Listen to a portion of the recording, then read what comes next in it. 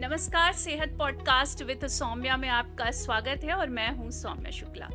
हर एक औरत के जीवन में एक खूबसूरत पल जरूर आता है और वो है प्रेगनेंसी का टाइम। जी हाँ, इस टाइम वो अपने आप में बहुत सारे बदलाव देखती है। ऐसे बदलाव भी देखती है जो शायद ही वो कभी देखना चाहती हो, पर फिर भी इस टाइम उसको वो बदलाव भी बहुत खूबसूरत लगते हैं। सिर्फ फिजिकली नहीं, मेंटली भी वो बहुत कुछ महसूस करती है। ये तो हो गया प्रेगनेंसी का एक पहलू, लेकिन अगर हम दूसरे पहलू की बात करें तो इस टाइम उसे और भी ज्यादा केयरफुल और सावधान रहने की जरूरत होती है। और आज हम इसी टॉपिक पर बात करने वाले हैं और उन सभी सवालों के जवाब जानने वाले हैं जो आपके लिए जानना बहुत जरूरी है। इसके लिए आज हमारे साथ मौजूद हैं लखनऊ की जानी मानी गायनेकोलॉजिस्ट डॉक्टर मधुलिका पांडे जी। बहुत बहुत स्वागत है आपका हमारे प्रोग्राम में। नमस्कार। कैसी हैं आप? मैं ठीक हूँ। तो एक नॉर्मल प्रेगनेंसी के लिए जो सबसे पहला सवाल मेरा आपसे होगा कि एक हेल्दी वुमेन को कैसे डिफाइन करेंगे?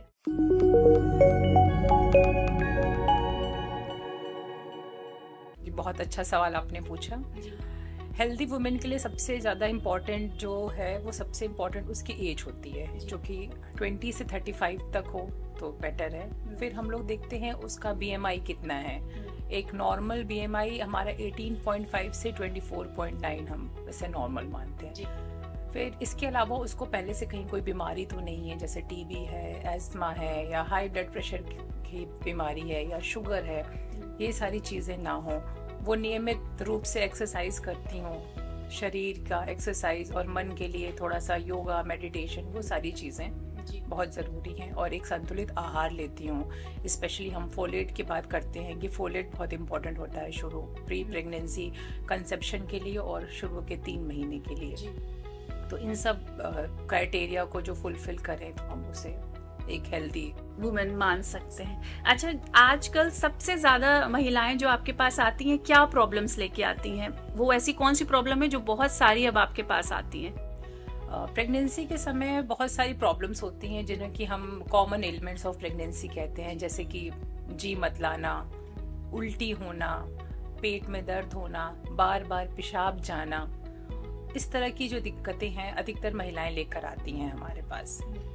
अच्छा, जैसे कि आपने अभी सही खान पान की बात करी, तो आजकल का जो खान पान और हमारी बदलती लाइफस्टाइल है, इसको देखते हुए एक महिला, एक औरत, और अगर हम लड़कियों की भी बात करें तो वो कैसे बैलेंस करेंगी अपने डाइट को और अपने, क्योंकि बाहर निकल रही हैं, ठीक है, तो डाइट उनकी उस तरीके से फॉलो नहीं हो पाती है और ज्यादातर हम लोग देखते हैं कि वो फॉलो करती भी नहीं है। तो उनके लिए आप क्या कहना चाहेंगे कि कितना जरूरी आजकल की महिलाओं के लिए है कि वो एक हेल्दी डाइट लें?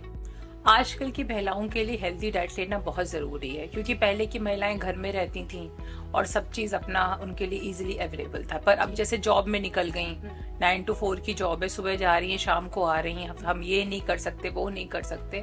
तो बेसिकली ये है कि हमें एक संतुलित आहार लेना है जिसमें कि हमारे ताज़े फल हों, सब्जी हो, अंकुरित अनाज हो, और अनाजें हो, और थोड़ा बहुत प्रोटीन भी हो, और हेल्दी फैट जैसे घी वगैरह, वो हम सब चीज खाने को कहते हैं जी। अपनी डाइट में जरूर शामिल करें। और अगर बाहर निकल रही तो अपना टिफिन बना लिया, सुबह थोड़ा सा ड्राई फ्रूट्स खा लिया या फ्रूट्स वगैरह ले लिया, टिफिन में पैक कर लिया, या फिर स्प्राउट्स उन्होंने ले लिए अपने साथ ले गई। जैसे डेट्स वगैरह है, वो भी हाई सोर्स ऑफ कैल्शियम और आयरन का गुड सोर्स है।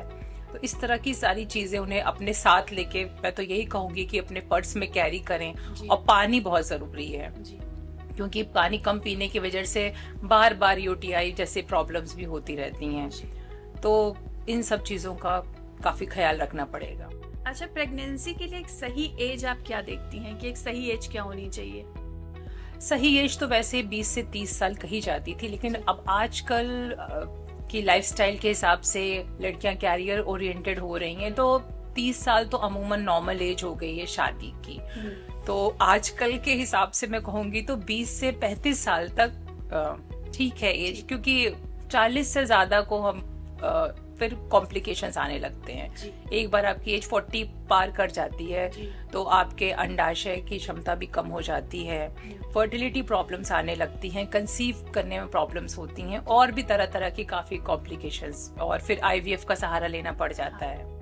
अच्छा, ये बात तो हो गई कि एक सही एज क्या होनी चाहिए, लेकिन अगर हम 2 बेबी प्लान कर रहे हैं तो एक सही टाइम दोनों बेबी के बीच में कितना अंतर होता है कि ये एक पीरियड सही है, इतना टाइम होना चाहिए? कम से कम 3 साल का फासला। और इसके लिए तो हमारे दूरदर्शन चैनल पे काफी एडवर्टीजमेंट भी आता था, पहला बच्चा अभी नहीं, दूसरा 3 के पहले नहीं करके। ये सारे मतलब सरकार की तरफ से भी जागरूकता के लिए सारी चीजें करी गई हैं कि पहले और दूसरे बच्चे में कम से कम मिनिमम 3 इयर्स का गैप होना चाहिए। और अगर ज्यादा से ज्यादा की बात करें तो ज्यादा से ज्यादा तो फिर अपने ऊपर डिपेंड करता है ना, पर्सन टू पर्सन वेरी करता है, किस एज में शादी हुई है, कितने बेबी प्लान करने हैं, ये सारी चीजें काफी, अब वो तो हर एक वुमेन का डिफरेंट होता है। अच्छा, कभी कभी मैंने 1-2 केसेस ऐसे भी देखे हैं कि पहला बेबी तो नेचुरली हो गया, ठीक है, लेकिन दूसरा बेबी कंसीव करने में बहुत ज्यादा प्रॉब्लम्स आती हैं। तो ऐसा क्यों होता है? क्या चेंजेस आ जाते हैं बॉडी के अंदर कि आप पहला तो आपने नेचुरली बहुत अच्छे से जब आप चाह रहे थे आपने कंसीव कर दिया, लेकिन सेकेंड बेबी में प्रॉब्लम्स आने लगती? हाँ, बहुत अच्छा क्वेश्चन है आपका। इसे हम कहते हैं केस ऑफ सेकेंडरी इनफर्टिलिटी। मतलब एक बार तो प्रेगनेंसी हो गई लेकिन दोबारा होने में दिक्कत आ रही है। इसका सबसे इम्पोर्टेंट जो मेजर फैक्टर मैं समझती हूँ वो तो एज है। कभी कभी पहला बच्चे और दूसरे बच्चे में 8 साल का गैप, जैसे पहला बच्चा हुआ फिर सोचा प्लान करना है नहीं करना है, करते करते लोगों ने कहा करना चाहिए, फिर लगा नहीं करते, 8 साल का गैप, 9 साल का गैप। तो ये जो गैप हो रहा है कहीं ना कहीं से हमारी एज ही तो बढ़ रही है जी। तो फिर वो एज फैक्टर जो इसके कि 30 साल में पहला बच्चा था तो वो 38 ईयर्स में दूसरा, तो एज सबसे इम्पोर्टेंट फैक्टर है। फिर दूसरा क्या है, समय के साथ साथ कोई बीमारी हो गई या कुछ हो गया। और जो मोस्ट इम्पॉर्टेंट कॉज है वो है PID, pelvic inflammatory disease. Pelvic में जब हमें इन्फेक्शंस हो जाते हैं उसकी वजह से हमारे फेलोपियन ट्यूब्स जो नलियां हैं वो ब्लॉक हो जाती हैं। तो ये भी काफी कॉमन कॉज है हमारी सेकेंडरी इनफर्टिलिटी का। तो उसके लिए मेडिसिन वगैरह हम देते हैं और उसे ट्रीट भी कर सकते हैं रिकैलोनेशन टेक्निक से, जिसके द्वारा हम फेलोपियन ट्यूब्स को ओपन भी कर सकते हैं। अगर जैसे बेबी हमें कंसीव करना है और प्रॉब्लम्स आ रही हैं तो हमें किन किन बातों का ध्यान रखना चाहिए? बेबी कंसीव करना है और प्रॉब्लम्स आ रही हैं, पहली चीज है कि अगर आपको एक नॉर्मली बेबी कंसीव करने से पहले भी हम एक करते हैं PNC, that is prenatal counselling. उसमें हम ये कहते हैं कि अगर मदर को कोई थायराइड की बीमारी है तो पहले हम थायराइड लेवल नॉर्मल कर दें, क्योंकि ये मोस्ट इंपॉर्टेंट कॉज होता है रिकरेंट अबॉर्शन का, बार बार हो जाते हैं। फिर जैसे अगर शुगर है तो पहले उसका शुगर लेवल हम सही करते हैं मदर का। अगर हाई ब्लड प्रेशर है तो ब्लड प्रेशर को भी कंट्रोल लेवल पे लाते हैं, माने जो भी कोई भी बीमारी है उसकी, जिस भी चीज से वो ग्रसित है तो उसको पहले हम सही करते हैं। और फॉलिक एसिड बोलते हैं कि फॉलिक एसिड का सेवन करें। ये सब तो हुआ कि अगर कुछ है, अगर कुछ भी नहीं है और फिर भी दिक्कतें आ रही हैं तो सबसे पहले तो नॉर्मल लोगों को भी हम पहले ये समझाते हैं कि किस टाइम पे आपको साथ रहना है। नॉर्मल एक हमारा जो मेंस्ट्रुअल साइकिल होता है वो 28 दिन का होता है। तो एक रफ एक आइडिया है कि डे 14 पे हमारा ओव्यूलेशन होता है, जिस समय हमारा एग रिलीज होता है। तो उस समय के 2 दिन, और सबका डेट ये फिक्स नहीं होता है, ये ऐसे नहीं है कि सबका उसी दिन होगा, क्योंकि सबकी साइकिल थोड़ी बहुत वेरी करती है। ये कोई डेट एक फिक्स डेट नहीं है कि मैं आपको बता दूं, आपके लिए थोड़ी अलग होगी, किसी और के लिए कुछ अलग होगी। तो वो पर्सन टू पर्सन वेरी करता है। तो ये कैसे कैलकुलेट करती हैं? ये हम लोग 3 मेंस्ट्रुअल साइकिल का कैलेंडर बोलते हैं लिखने के लिए, और फिर डे 14 हम निकालते हैं लास्ट डेट से, लास्ट डेट ऑफ मेंसेस से हम उसका माइनस कर देते हैं डे 14, तो हमारा डे ऑफ ओव्यूलेशन निकल आता है। और फिर डे ऑफ ओव्यूलेशन से 2 दिन पहले 2 दिन बाद तक ऑलमोस्ट 1 वीक हम कहते हैं कि आपको साथ रहना है। डे ऑफ ओव्यूलेशन निकालने के और भी तरीके हैं कि जैसे आजकल LH किट्स वगैरह आ गई हैं, वो थोड़ी कॉस्टली हैं, तो इसीलिए हम कहते हैं कि बेटर है कि 1 वीक आप लोग साथ, हर कोई अफोर्ड भी नहीं कर पाता है और उसको इंटरप्रेट करना भी थोड़ा सा डिफिकल्ट होता है। और भी तरीके हैं जैसे बेसल बॉडी टेम्परेचर, हमारी बॉडी का टेम्परेचर 1 डिग्री फ़ारेनहाइट रेज कर जाता है ड्यूरिंग ओव्यूलेशन। तो बहुत सारे पैरामीटर्स है, पर एक नॉर्मल जनता के लिए, एक वाइड स्प्रेड नॉलेज के लिए, बताने के लिए कि हम लोग वो कैलकुलेट करके कि 1 वीक आप साथ रहे, क्योंकि हर पेशेंट इतना नहीं अफोर्ड कर सकता है। जी। अच्छा, मैंने देखा है कि जैसे कंसीव अगर किसी को करना है और वो महिला जो है लगातार सिगरेट या अल्कोहल ले रही है, तो क्या उससे भी फर्क पड़ता है? बहुत फर्क पड़ता है जी। सिगरेट और अल्कोहल तो एब्सोल्यूट कॉन्ट्राइंडिकेटेड ही है प्रेगनेंसी में। बेटर होगा कि आप अवॉइड ही करें। क्यों? क्योंकि इसके बहुत सारे साइड इफेक्ट होते हैं। ये हमारे एक तो अंडाशय की कार्य क्षमता पे भी प्रभाव डालता है। गर्भाशय जहाँ बच्चा ठहरता है, यूट्रस, उसमें भी ये नुकसान पहुंचाता है। और सबसे इम्पोर्टेंट, जो हमारा फीटस है, जो भ्रूण है, जो डेवलप हो रहा है अंदर, उसके अंदर अनुवांशिक कमियां ला देता है। इसको अल्कोहल फीटल अल्कोहल सिंड्रोम भी कहा जाता है। तो ये तो दिक्कतें करेगा ही। अच्छा, तो आप क्या सलाह देती हैं अगर कोई जैसे कंसीव प्रॉब्लम्स लेके आ रहा है, तो आप उनको क्या सलाह देती हैं कि कितने महीने तक उनको नहीं लेना है या लेना ही नहीं है आगे चल के? लेना ही नहीं है। बेटर ये होगा कि आप अभी कुछ 9 महीने के लिए अगर आप छोड़ दें तो बेटर है। नहीं, 9 महीने नहीं, जैसे पहले भी अगर वो कंसीव करना चाह रही है और नहीं हो रहा है तो वो छोड़ना पड़ेगा, क्योंकि कहीं ना कहीं से वो उसका इफेक्ट आ रहा है, तभी वो कंसीव नहीं कर पा रहे। अच्छा, ये तो औरतों की, महिलाओं की बात हो गई। क्या मेल्स में भी इफेक्ट पड़ता है? मेल्स पे भी जो स्पर्म की मोटेलिटी है, स्मोकिंग से उस पर बहुत इफेक्ट पड़ता है। तो जो महिलाएं नहीं कंसीव कर पा रही हैं, तो हम लोग दोनों का पैरामीटर्स चेक करवाते हैं। तो हस्बैंड का सीमेन एनालिसिस करते हैं, उसमें देखते हैं कि कितने काउंट है, मोटेलिटी कितनी है। मोटेलिटी में भी बहुत सारे क्राइटेरियाज होते हैं, ABCD। तो जो लोग स्मोकिंग करते हैं, अल्कोहल लेते हैं, तो उनके स्पर्म जो है, उनके जो पैरामीटर्स है वो काफी डिस्टर्ब हो जाते हैं। तो फिर उन्हें भी समझाना होता है कि आप अपनी स्मोकिंग बंद कर दीजिए या कम कर दीजिए, मतलब फॉर द टाइम ड्यूरेशन। क्योंकि स्पर्म ऐसी चीज है कि एक बार फर्टिलाइज हो गया तो उसके बाद उसकी जरूरत नहीं है। लेकिन फीमेल को तो उसको पूरे 9 महीने अपने गर्भ में रखना है, तो उसके लिए ज्यादा लंबा ड्यूरेशन है। लेकिन जब तक कंसीव नहीं हो रहा तब तक के लिए बोल सकते हैं कि आप बंद करें। अच्छा, ये तो हो गया अल्कोहल और सिगरेट वगैरह की बात। लेकिन अगर ये जो 9 महीने होते हैं, माना जाता है इसमें से जो पहले 3 महीने होते हैं वो ज्यादा क्रूशियल होते हैं किसी भी महिला के लिए। तो इस टाइम क्या क्या सावधानी रखने की जरूरत होती है, बरतने की? शुरू के 3 महीने बहुत ही क्रूशियल होते हैं, क्योंकि इसमें सबसे ज्यादा प्रॉब्लम होती है स्पॉटिंग की या ब्लीडिंग की। कभी कभी ब्लीडिंग, थोड़ी बहुत स्पॉटिंग होना नॉर्मल है, लेकिन कभी कभी इतनी ज्यादा ब्लीडिंग हो जाती है कि पेशेंट अबॉर्ट कर जाती है, मिसकैरेज हो जाता है पेशेंट का। तो इस समय हमें सबसे जरूरी है कि हम संतुलित आहार लें, आराम करें हम। और अगर थोड़ी भी ब्लीडिंग है तो मतलब थोड़ी बहुत है तो ठीक है, लेकिन अगर ज्यादा हो रही है तो तुरंत हम डॉक्टर की सलाह लें। जैसे कि मैंने बताया था कि आजकल नॉर्मल लेके आते, हम हर समय से ही नॉर्मल है, जैसे उल्टी होना, जी मत लाना। लेकिन अगर बहुत ज्यादा हो रही है उल्टी, ये शुरू के 3 महीने में ही होती है, तो इसको हम लोग बोलते हैं हाइपरेमेसिस ग्रेविडारम, जिसमें कि औरत पानी भी नहीं पचा पाती है, पानी भी पी लिया तो वो भी वॉमिटिंग हो जाता है। तो इस तरह के केसेस के लिए ये होता है कि आप तुरंत अपने डॉक्टर से सलाह मशवरा ले लें, एडमिट हो जाएं और ट्रीटमेंट अपना करवा लें। ठीक है। अच्छा, ये जो आपने सिम्टम्स बताए, तो कॉमनली ऐसे कौन से होते हैं कि महिलाओं को घबराना नहीं चाहिए कि ठीक है नॉर्मल है? नहीं, यही सब नॉर्मल ही है। जैसे कि जी मत लाना, ये नॉर्मल बात है, सबको प्रेगनेंसी में होता है, इसे मॉर्निंग सिकनेस भी कहते हैं। लेकिन अगर ये ज्यादा हो रहा है तो ये हाइपरेमेसिस ग्रेविडारम है। जैसे पेट दर्द है, ये नॉर्मल बात है, लेकिन अगर ज्यादा हो रहा है तो ये कहीं ना कहीं से हमारा मिसकैरेज का संकेत है कि दर्द होकर अभी बच्चा निकल जाएगा। बुखार है, बुखार आना बिल्कुल भी नॉर्मल नहीं है। अगर फर्स्ट ट्राइमेस्टर में अगर आपको फीवर आ रहा है तो ये मतलब एक गंभीरता का विषय है कि आपको तुरंत डॉक्टर से मिलना चाहिए। जी। अच्छा, देखा गया है कि प्रेगनेंसी के दौरान, आपने जो अभी स्पॉटिंग की बात करी कि शुरुआती 3 महीने में स्पॉटिंग आती है, नॉर्मल रहता है। लेकिन कभी कभी ये भी देखा गया है कि पूरे 9 महीने तक एक महिला को स्पॉटिंग आती ही रहती है। तो ये किस चीज की, मतलब ये नॉर्मल रहता है, उसके बावजूद वो एक हेल्दी बेबी को जन्म देती है?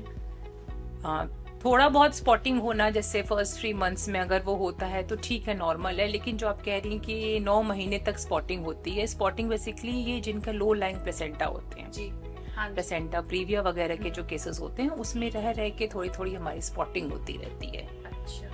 तो ये ऐसे महिलाओं को हम कहते हैं कि आप बेड रेस्ट करिए, क्योंकि उनकी जो प्लेसेंटा है वो एकदम से नीचे लोअर यूट्राइन सेगमेंट पे होता है, तो ब्लीडिंग होने के चांसेस बहुत ज्यादा होते हैं।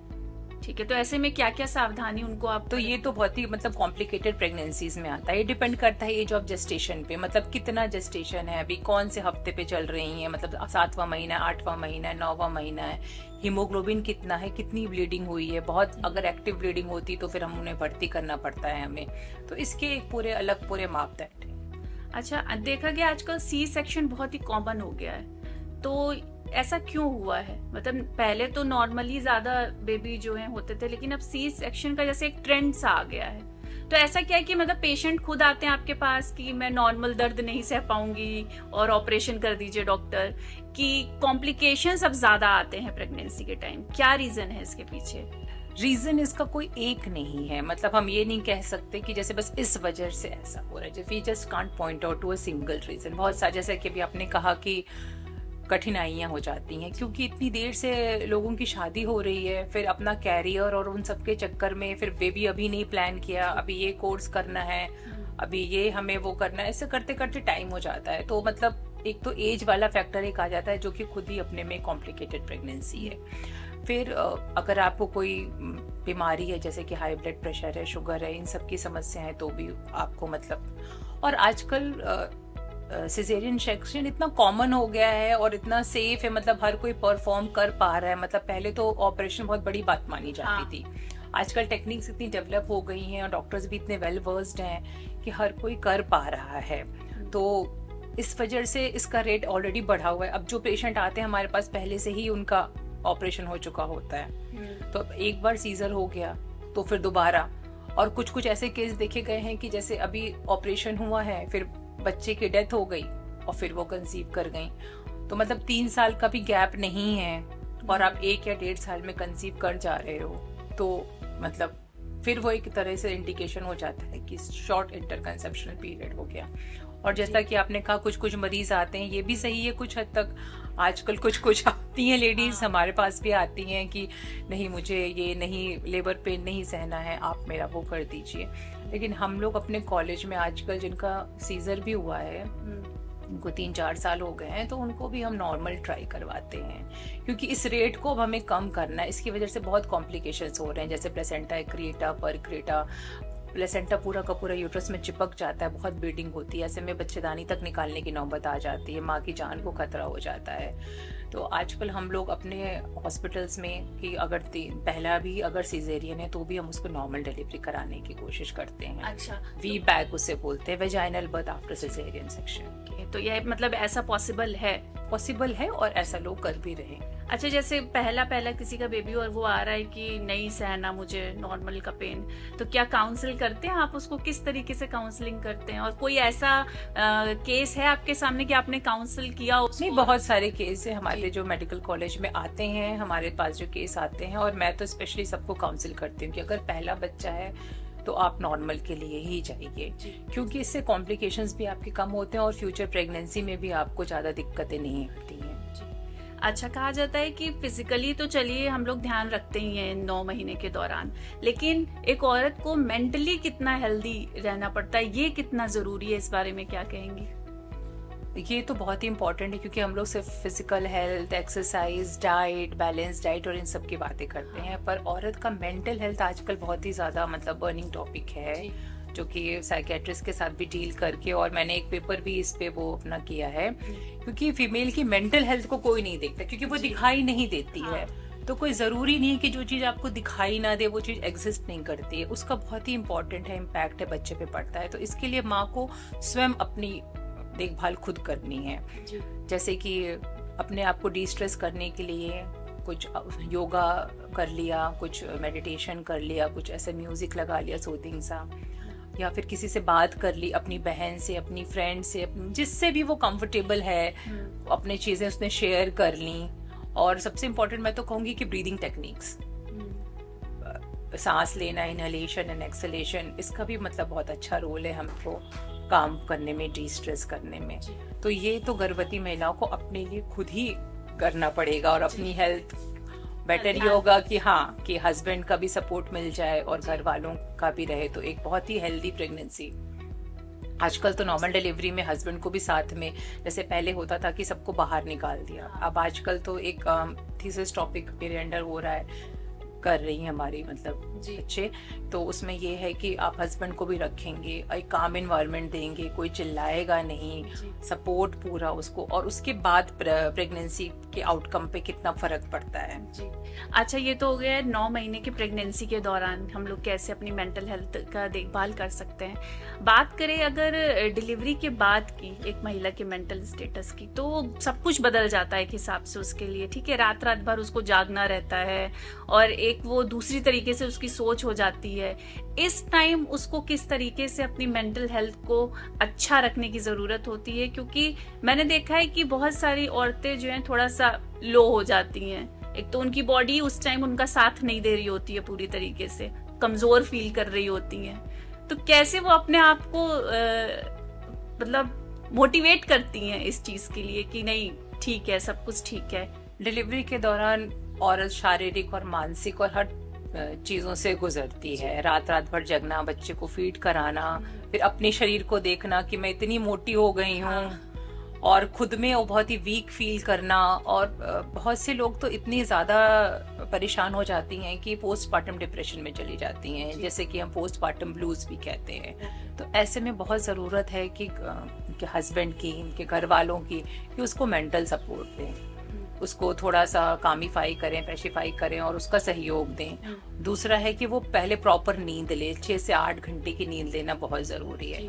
अपनी डाइट अच्छी रखे, डाइट में फोलेट हो, आयरन हो, कैल्शियम हो, ये सारी चीजों का रखना भी। अगर शरीर स्वस्थ रहेगा तो भी एक स्वस्थ तन में ही स्वस्थ मन का निवास होता है। और बाकी सबके सहयोग से ये सारी चीजें। लेकिन हाँ, अगर बहुत ज्यादा वो कभी कभी सुसाइडल टेंडेंसी आ जाती है, तो फिर ऐसे केस में जरूरी है कि हम किसी साइकियाट्रिस्ट से बात करें। ठीक है। अच्छा, नॉर्मल डिलीवरी और सी सेक्शन डिलीवरी जो होती है, दोनों में हमें क्या क्या डिफरेंस बाद में केयर करने के लिए जो आप बताना चाहेंगी, कि दोनों अलग अलग चीज हैं, शरीर से अलग अलग तरीके से बेबी की डिलीवरी हुई है, तो क्या चीजें अलग अलग केयर करने के लिए दोनों में हमें डालनी पड़ेंगी? नॉर्मल डिलीवरी में हमारी डिलीवरी नीचे से होती है जी, तो उसमें हमारे जो पेल्विक फ्लोर मसल्स हैं उनकी हम एक्सरसाइज की बात करते हैं कि आप उसे वेजाइनल टाइटनिंग वगैरह की एक्सरसाइजेस आप करिए। नीचे पेरिनियल हेल्थ, पेरिनियल क्लीनिंग पे ध्यान देने की बात की जाती है। और क्योंकि उसकी नॉर्मल डिलीवरी हुई है तो वो डिलीवरी के 1 महीने बाद या कुछ समय बाद से 6 हफ्ते बाद से वो अपनी एक्सरसाइजेस वगैरह कर सकती हैं। लेकिन जहाँ तक सिजेरियन सेक्शन की बात आती है, वहाँ पे आप इतनी जल्दी तो नहीं रिगेन कर पाते हो, क्योंकि आपका पूरा स्टिच एब्डोमेन ओपन हुआ रहता है। तो ऐसे केस में हमें एटलीस्ट 3 मंथ्स के बाद ही हम कुछ लाइट एक्सरसाइजेस वगैरह करने के लिए उन्हें सलाह देते हैं। सबसे इम्पोर्टेंट है कि पोस्ट डिलीवरी हमें पानी खूब पीना है, अपनी बॉडी को हाइड्रेट रखना है, सो दैट कि बहुत ज़्यादा डिहाइड्रेशन ना हो जाए हमारे शरीर में, क्योंकि हम वो ध्यान नहीं, खाने पीने के चक्कर में पानी नहीं, क्योंकि उस समय ब्रेस्ट फीडिंग बहुत इंपॉर्टेंट है दोनों के केस में, चाहे वो नॉर्मल डिलीवरी हो चाहे वो सिजेरियन डिलीवरी हो। ब्रेस्ट फीडिंग से सिर्फ बच्चे को ही नहीं, अधिकतर लोग यही बताते हैं कि ब्रेस्ट फीडिंग से बहुत पोषक तत्व है, माँ के दूध में अमृत होता है, बच्चे बच्चे बच्चे, वो सिर्फ बच्चे के लिए नहीं इम्पोर्टेंट है, शिशु से ज्यादा वो माँ के लिए भी इम्पोर्टेंट है कि जो इतना उसने वेट गेन किया है, उसके शरीर में जो फैट्स हैं वो बहुत अच्छे से मोबिलाइज होते हैं और उसको वेट रिगेन करने में, अपना प्रीवियस प्रेगनेंसी वेट लाने में, वेट लूज करने में उससे काफी मदद मिलती है। तो ये सारी चीजें हम डिलीवरी के बाद नहीं, ये सारी चीजें एंटीनेटल चेकअप में ही हम पेशेंट को मोटिवेट करते हैं कि आपको ब्रेस्ट फीड करना है, आपको थोड़ा बहुत एक्सरसाइजेस करनी। एंटीनेटल एक्सरसाइजेस अलग होती हैं, पोस्टनेटल अलग होती हैं, वो सारी चीजें हम उन्हें बताते हैं। ठीक है। अच्छा, फटाफट रैपिड फायर राउंड जैसा कुछ खेलते हैं। तो पहला क्वेश्चन इसका ये है कि प्रेगनेंसी के दौरान एक्सरसाइज करना कितना जरूरी है और कैसी एक्सरसाइज कर सकते हैं? प्रेगनेंसी के दौरान एक्सरसाइज करना हमारे लिए काफी जरूरी है, तन के लिए, मन के लिए, दोनों तरफ के। अगर एक्सरसाइज सिर्फ बॉडी की बात कर रहे हैं तो हम जैसे पैदल चलना हुआ, वॉकिंग करना हुआ, थोड़ा बहुत जॉगिंग कर लिया हमने। Yoga is the best. कुछ योगा के पोजेस हैं जो कि हम कहते हैं ऐसे बैठो तो पेल्विक फ्लोर की मसल्स जो होती है आपकी रिलैक्स होती हैं। नॉर्मल डिलीवरी कराने में हमें बहुत ही फायदा मिलता है ताकि वो उनकी टाइटनिंग ना रहे, थोड़ा सा रिलैक्स कर जाए मसल्स। ये हो गई बॉडी की। और मन के लिए भी ज़रूरी है, मानसिक एक्सरसाइजेस भी बहुत ज़रूरी हैं। मेडिटेशन करें, योगा करें, योगा के पोजेस वगैरह हैं। लेकिन जो भी है, हमें बहुत ज़्यादा एक्सटेंसिव वर्कआउट्स नहीं करने हैं। मतलब जो हम लोग नॉन प्रेग्नेंट स्टेट में लोग जिम विम जाके करते हैं, वो स्ट्रिक्टली कॉन्ट्राइंडिकेटेड है, बिल्कुल ही हमें नहीं करनी चाहिए। अच्छा, मैंने ये भी सुना है कि प्रेगनेंसी के दौरान हेयर डाई वगैरह नहीं करना चाहिए, इसमें कितनी सच्चाई है, सही है या नहीं? हाँ, इसमें कुछ हद तक सच्चाई है, क्योंकि हेयर डाई में हमारे केमिकल्स होते हैं जो कि बहुत ही नुकसानदायक होते हैं। लेकिन आजकल आ गए हैं नए नए अमोनिया फ्री, तो वो हम यूज कर सकते हैं। पर बेटर ये रहेगा कि कम से कम बालों पे यूज करें। क्योंकि आपने तो हेयर डाई की बात की, मेरा तो अपना खुद का पर्सनल एक्सपीरियंस है कि जब मैं प्रेग्नेंट थी तो मेरी बहन की शादी हो रही थी, तो उसकी मेहंदी थी, मेहंदी संगीत चल रहा था, तो हमने भी मेहंदी लगवा ली। मतलब आज तक जिंदगी में मुझे कभी कोई प्रॉब्लम ही नहीं हुई मेहंदी से। हाथों में मेहंदी लगवा ली, क्योंकि सेरेमनी थी और मैं प्रेग्नेंट थी। और मेरी बहन की बेटी ने, वो छोटी सी 3-4 साल की, पूरे घर भर में किसी को कोई दिक्कत नहीं, हम दोनों को ऐसी इचिंग हुई, ऐसी इचिंग हुई। मतलब मुझे लगा कि मुझे हुआ क्या है, मतलब मैं समझ ही नहीं पाई इतनी देर तक कि मैंने ऐसा क्या किया है।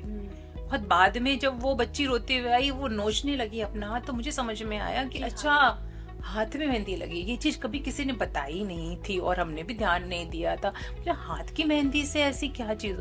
कोई भी केमिकल, सिर्फ डाई ही नहीं, केमिकल किसी भी फॉर्म में हमें प्रेगनेंसी के दौरान अवॉइड करना चाहिए। ठीक है। अच्छा, कैफीन पी सकती है प्रेग्नेंट महिला की नहीं, कॉफी वगैरह? अब कुछ लोग आती हैं जो कि चाय पीती ही नहीं है उन्हें कॉफी ही पीना होता है। तो according to American College of Obs and Gynaecology, ACOG कहता है कि आप 200 मिलीग्राम तक कॉफी एक दिन में पी सकते हैं। सेफ लिमिट है, मतलब 1 या 2 कप कॉफी आप पी सकते हैं। अच्छा, सिक्योरिटी के दौरान जो चेकिंग होती है, जो स्कैनर से चेकिंग होती है, तो कहा जाता है प्रेग्नेंट लेडी को नहीं जाना चाहिए, वो स्कैन नहीं कराना चाहिए, उसमें कितनी सच्चाई है? आधी सच्चाई है, क्योंकि आजकल के जो स्कैनर्स होते हैं वो काफी सेफ होते हैं। हाँ, लेकिन वो जो एक्सरे वाली मशीन होती है जिसके थ्रू हमारा जो लगेज जाता है, वहां पे नहीं, क्योंकि एक्सरे जो होता है वो आयोनाइजिंग रेडिएशन यूज करता है, जो कि डेवलपिंग फीटस के लिए बहुत ही नुकसानदायक होता है। बच्चे में कॉन्जेनिटल एनोमलीज आने के डर रहते हैं शुरू के 3 महीने में स्पेसिफिकली। जैसे आपने कहा था कि और क्या ध्यान देना चाहिए, अगर वो ट्रेवल कर रही हैं, फ्लाइट से कहीं जा रही हैं, कुछ भी हो रहा है, तो इस पे ध्यान देना है और उन्हें खुद जाके वहां बताना है। जो मेटल डिटेक्टर्स होते हैं वो सेफ होते हैं, क्योंकि उनमें कोई आयोनाइजेशन नहीं होता है। अच्छा, जाते जाते अब मैं एक बात और कहना चाहूंगी कि जैसे एक महिला माँ बनती है, ठीक है, तो एक जो नए नए पापा भी बने होते हैं, पिता भी बने होते हैं, वो एक बच्चे की जिम्मेदारी पूरी तरीके से उठा लेते हैं। लेकिन कहीं ना कहीं ये नहीं लगता है कि अब उनकी पत्नी के लिए उनकी जिम्मेदारी और ज्यादा बढ़ गई है, उनको और केयर की और प्यार की जरूरत है? इसके बारे में आप क्या कहेंगी? बिल्कुल सही कहा आपने। मतलब हस्बैंड्स को भी समझना चाहिए कि वो कितने चीजों से गुजर रही है। तो आप तो पापा बन गए, वो भी मम्मी बन गई है, लेकिन हाँ, एक माँ के टुवर्ड्स, एक बीवी के टुवर्ड्स आपकी जो है जिम्मेदारी वो काफी बढ़ गई है। उसको भी आपके लव, केयर और सपोर्ट की बहुत जरूरत है। वो चीजें दिखती नहीं है, पर वही जो इमोशनल वाली बात आपने कही थी, मेंटल हेल्थ वाली बात कही थी, तो एक हस्बैंड का सपोर्ट, एक मेंटल सपोर्ट, एक इमोशनल सपोर्ट, एक फिजिकल सपोर्ट बहुत कुछ मदद करता है एक औरत के लाइफ के लिए। Okay, thank you so much. बहुत अच्छा लगा आज आपसे बात करते हुए। बहुत सारे सवालों के जवाब भी हमें मिले जो हमारे लिए नहीं, हमारी ऑडियंस के लिए भी जानना बहुत जरूरी था। Thank you so much. तो ये बात तो सच है कि जब एक महिला एक नए जीवन को जन्म देती है तो उसकी लाइफ में बहुत कुछ बदल जाता है, उसका सोचने का तरीका बदल जाता है, वो एक माँ की तरह सोचने लगती है, उसकी जिम्मेदारियां बढ़ जाती है। ऐसे में बहुत ज़रूरी है कि आप अपनी पत्नी का इस नए सफ़र में साथ ज़रूर दें और उनको उनका मदरहुड एंजॉय करने दें। फिलहाल के लिए इतना ही, और हम उम्मीद करते हैं आपको हमारा ये पॉडकास्ट अच्छा लगा होगा और हम जल्द मिलेंगे एक नए टॉपिक के साथ।